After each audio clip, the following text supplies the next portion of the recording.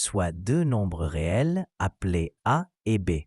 On considère une fonction f définie sur l'ensemble des nombres réels, tels que pour tout x, f de x est égal à la somme de 3 fois x au cube plus a fois x plus b, le tout divisé par la somme de x au carré et 1. On appelle CF la courbe représentative de cette fonction dans un repère. La question est la suivante. Existe-t-il des valeurs réelles de a et b telles que la tangente à la courbe CF au point dont l'abscisse est nulle est pour équation y égale 4 fois x plus 3. Solution. On cherche à savoir s'il existe deux nombres réels, appelés a et b, tels que la tangente à la courbe représentative de la fonction f au point où x est égal à 0 est pour équation y égale à 4 fois x plus 3. La tangente à une courbe en un point donné a pour équation y égale à la dérivée de la fonction en ce point multipliée par x plus la valeur de la fonction en ce point. Comme on s'intéresse au point où x vaut 0, cela signifie que la tangente aura pour équation y égale à la dérivée de f en 0 multipliée par x plus f de 0. On souhaite que cette équation soit y égale à 4 fois x plus 3. Cela impose deux conditions. La valeur de la fonction f en 0 doit être égale à 3.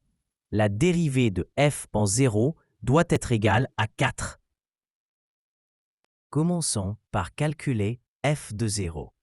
On remplace x par 0 dans l'expression de la fonction. Le numérateur devient 3 fois 0 au cube plus a fois 0 plus b, ce qui donne b. Le dénominateur devient 0 au carré plus 1, ce qui donne 1. Ainsi, f de 0 est égal à b divisé par 1, donc simplement b. Pour que cette valeur soit égale à 3, il faut que b soit égal à 3. Passons maintenant à la dérivée de f en 0. La fonction est une fraction, donc on utilise la formule de la dérivée d'un quotient. On évalue cette dérivée directement en x égale à 0.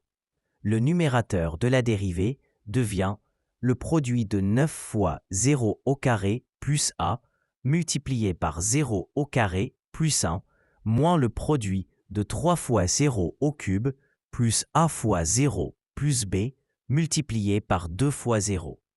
Cela donne a fois 1 moins b fois 0, ce qui revient à a. Le dénominateur de la dérivée devient le carré de 0 au carré plus 1, ce qui donne 1. Ainsi, la dérivée de f en 0 est égale à a. Pour que cette dérivée soit égale à 4, il faut que a soit égal à 4. Conclusion, oui, il existe bien deux nombres réels a et b qui satisfont les conditions. Ces nombres sont a égale à 4, b égale à 3.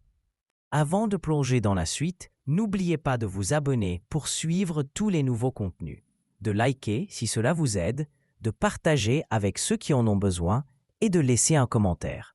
Vos questions et remarques enrichissent tout le monde.